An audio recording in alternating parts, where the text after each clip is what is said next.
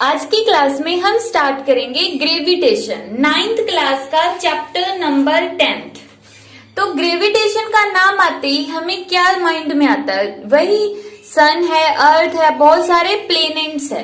तो ग्रेविटेशन के अंदर इसको एक्सप्लेन करने के लिए कि जो प्लेनेट्स है वो कैसे रिवॉल्व कर रही हैं, सबसे पहले जो साइंटिस्ट आया था वो था पटोलमी। इसने सबसे पहले अपनी थ्योरी दी थी जियो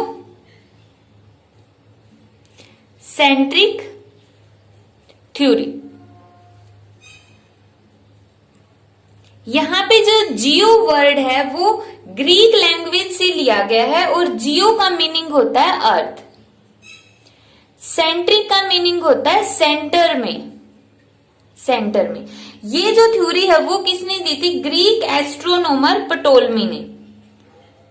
पटोलमी ने, ये एक साइंटिस्ट था ग्रीक का, उसने क्या दिया था? जियोसेंट्रिक थ्योरी दी थी। इसने बताया था कि जो अर्थ है वो सेंटर में है और बाकी सारे के सारे प्लेनेट्स है वो अर्थ के अराउंड में रिवॉल्व कर रहे हैं। इस तरह जैसे कि इस डायग्राम में दिखाया गया है कि सारे के सारे प्लेनेट्स अर्थ के अराउंड में रिवॉल्व कर रहे हैं।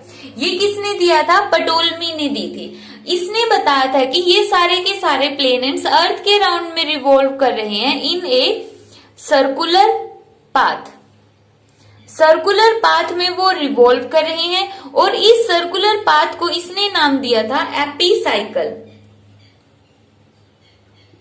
एपीसाइकल्स। तो उस टाइम पे सर्कुलर पाथ को ग्रीक में क्या बोलते थे? एपीसाइकल्स। तो जो प्लेनेट्स है वो सर्कुलर पाथ में रिवॉल्व करेंगे। ये तो किसने दिया था? पटोलमी ने। अब जैसे जैसे टाइम बीतता गया फिर यहाँ पर क्या है, इस थ्योरी को चेंज कर दिया गया, रिप्लेस कर दिया गया और बताया गया कि ये थ्योरी क्या है? गलत। तो नेक्स्ट थ्योरी आई हेलियोसेंट्रिक थ्योरी। जो हेलियो वर्ड है, हेलियो का मीनिंग होता है सन, सेंट्रिक का मीनिंग होगा सेंटर में। अब इस थ्योरी के अकॉर्डिंग क्या है, इसने बताया कि सन सेंटर में फिक्स होता है और अर्थ मूव कर रही है, जैसा इस डायग्राम में दिखाया गया है। अब सबसे पहले जो हेलियोसेंट्रिक थ्योरी है उसके बारे में आइडिया किसने दिया था कि सन रिवॉल्व कर रहा है? ये बताया था आर्यभट्ट ने। आर्यभट्ट ने आर्यभट्ट ने सबसे पहले ये बताया कि जो अर्थ है वो फिक्स है और अर्थ मूव कर रही है। आर्यभट्ट ने बताया था कि अर्थ मूव कर रही है, earth is moving, earth move कर रही है। और अर्थ कैसे मूव कर रही है? अपनी एक्सिस पर रोटेट कर रही है। इसने सबसे पहले बताया कि अर्थ अपनी एक्सिस पर मूव कर रही है और अपना एक जो राउंड है, अपना एक जो रिवोल्यूशन अपनी एक्सिस के राउंड में 24 आवर्स में कंप्लीट करती है। अब 24 आवर्स में जब वो अपना एक राउंड कंप्लीट करती है उसकी वजह से ही क्या बनते हैं? डे और नाइट बनते हैं। तो ये बात किसने बताई थी? आर्यभट्ट ने बताई थी सबसे पहले।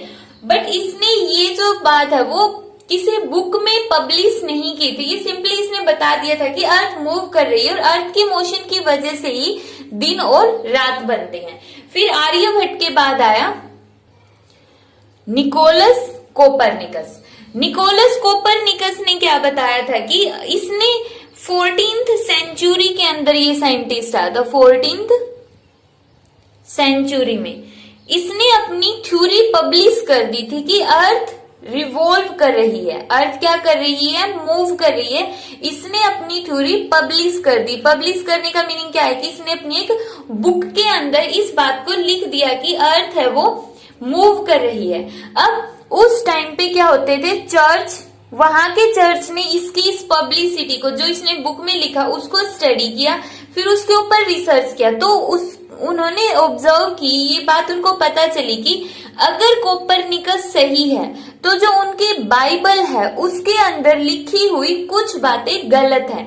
अब जैसे ही क्वेश्चन किसी के भी धर्म का आता है तो अगर हम ये बोलने लग जाते कि हमारे धर्म के अंदर ये बात गलत है तो कुछ ना कुछ वहां पे प्रोसेस होती, गलत क्या होगा, उसको सजा दी जाएगी या फिर बहुत ज्यादा लड़ाई झगड़े होंगे। तो उस टाइम पे भी यही हुआ। जब चर्च को पता चला कि इस अर्थ के मूव करने से बाइबल की कुछ बातें गलत है, तो उन्होंने क्या किया, कोपरनिकस को जिंदा जला दिया था। हम कोपरनिकस की बायोग्राफी बनाएंगे और उसको इसके डिस्क्रिप्शन में डाल देंगे। जो डिस्क्रिप्शन होगा वहां पे लिंक में इसकी बायोग्राफी मिल जाएगी। इसके बाद आया गैलीलियो। गैलीलियो ने फिर से यही बात बोली कि जो अर्थ है वो मूव कर रही है, अर्थ मूव कर रही है।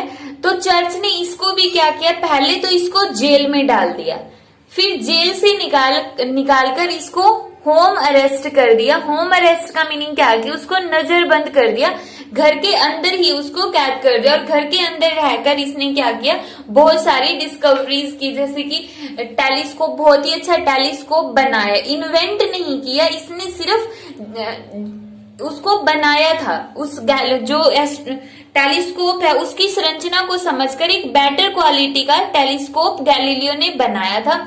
और इसने लाइट की स्पीड के बारे में भी अपने पॉइंट ऑफ व्यू दिए थे, बट बहुत अच्छे से ये लाइट की स्पीड को नहीं बता पाया था, जो आगे चलकर आइंस्टीन ने बताई थी।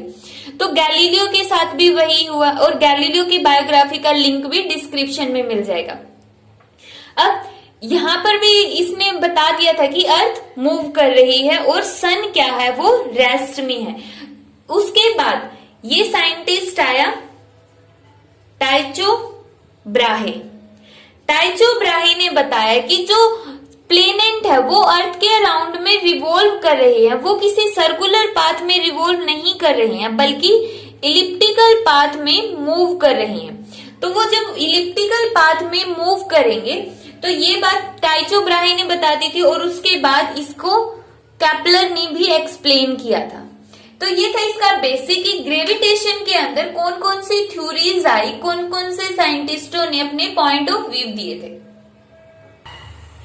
अब हम न्यूटन का जो थर्ड लॉ है वो स्टडी कर चुके हैं। न्यूटन का जो थर्ड लॉ है वो हम स्टडी कर चुके हैं, तो उसका हम यूज करेंगे।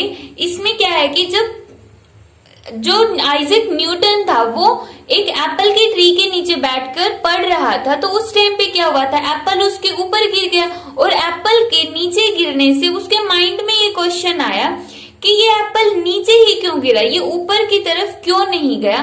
तो इसने तब यहां से सॉल्यूशन दिया कि जो अर्थ का ग्रेविटेशनल फोर्स है, अर्थ का ग्रेविटेशनल फोर्स है, वो क्या कर रहा है, इस एप्पल को नीचे की तरफ पुल कर रहा है, नीचे की तरफ खींच रहा है, और इस फोर्स की वजह से, ग्रेविटेशनल फोर्स की वजह से ये एप्पल नीचे गिर गया है।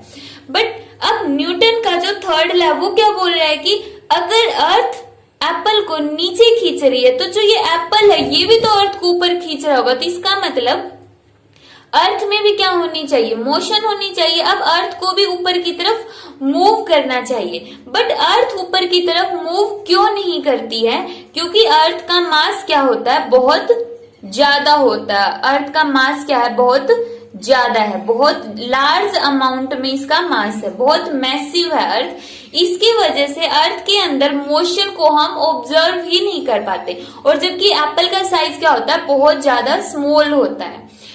तो यहाँ पर ये था कि कोई भी जो ऑब्जेक्ट है वो अर्थ की तरफ, नीचे की तरफ गिरता है ड्यू टू अर्थ के ग्रेविटेशनल फोर्स की वजह से। अब हम देखते हैं कि ये ग्रेविटेशनल फोर्स होता क्या है। अब यूनिवर्सल लॉ ऑफ ग्रेविटेशन क्या होता है कि इस यूनिवर्स के अंदर जितने भी ऑब्जेक्ट हैं वो एक दूसरे को अपनी तरफ अट्रैक्ट करते हैं एक फोर्स के साथ में। जैसे ये दो घर हैं, अगर ये दो घर हैं तो ये दोनों के दोनों हाउसेज है वो एक दूसरे को अपनी तरफ अट्रैक्ट करेंगे। तब यहाँ पर क्वेश्चन ये अराइज होता है कि ये कोलैप्स क्यों नहीं कर जाते, कोलाइड कर जाना चाहिए। फिर तो ये घर यहाँ पर है तो इनको कोलाइड कर जाना चाहिए, बट फिर भी ये कोलाइड नहीं करते हैं। क्यों?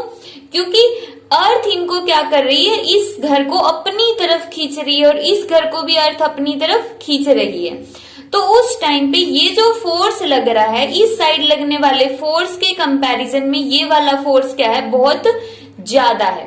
तो अर्थ का फोर्स ज्यादा है, इस वजह से ये हाउस है दूसरे हाउस की तरफ अपने आप ही मूव नहीं करते एक दूसरे की तरफ, बट इस यूनिवर्स के अंदर जितने भी ऑब्जेक्ट्स है वो एक दूसरे को अपनी तरफ अट्रैक्ट करते हैं विद ए फोर्स, एक फोर्स के साथ।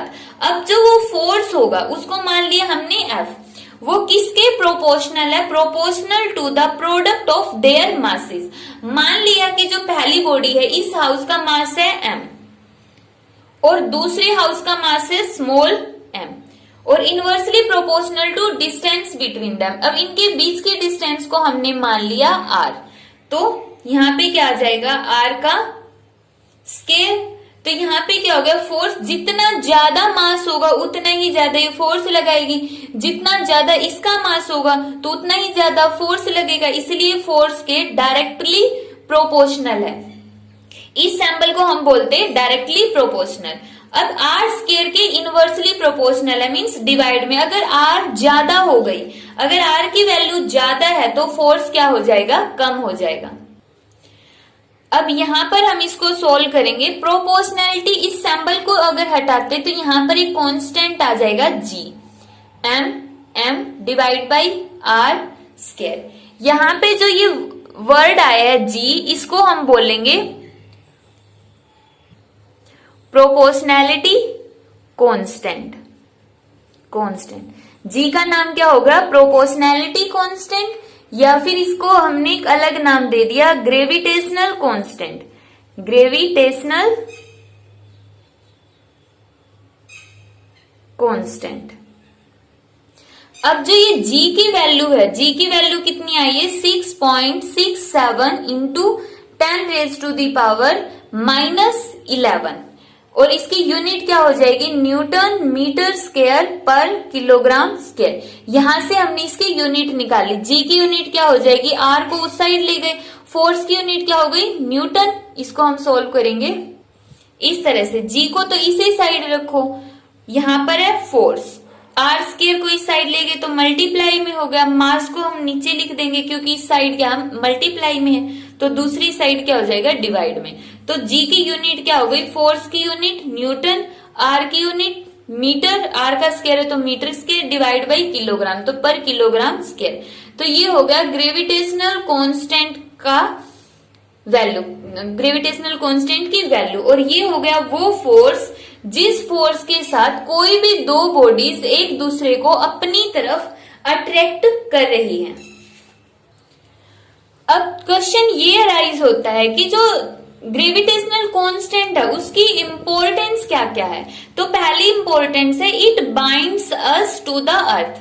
इस फोर्स की वजह से, ग्रेविटेशनल फोर्स की वजह से, ग्रेविटेशनल कांस्टेंट नहीं, ग्रेविटेशनल फोर्स, ग्रेविटेशनल फोर्स की वजह से ही हम अर्थ के साथ बंधे हुए, मींस अर्थ के ऊपर हम प्रेजेंट है और अर्थ मूव करती रहती है और उसके बावजूद भी हम नीचे नहीं गिरते हैं। ये किसकी वजह से होता है, ड्यू टू ग्रेविटेशनल फोर्स की वजह से।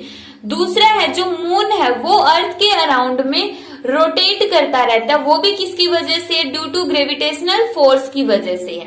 तीसरा है motion of planets around the earth. जो मोशन ऑफ प्लैनेट्स है अराउंड द सन, सन के अराउंड में जितने भी प्लैनेट है वो रिवॉल्व कर रहे हैं, वो भी किसकी वजह से है, ड्यू टू ग्रेविटेशनल फोर्स की वजह से।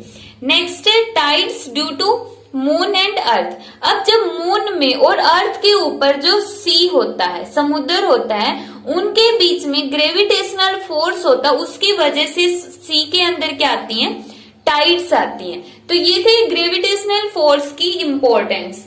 नेक्स्ट लेक्चर में हम स्टडी करेंगे फ्री फॉल, फ्री फॉल।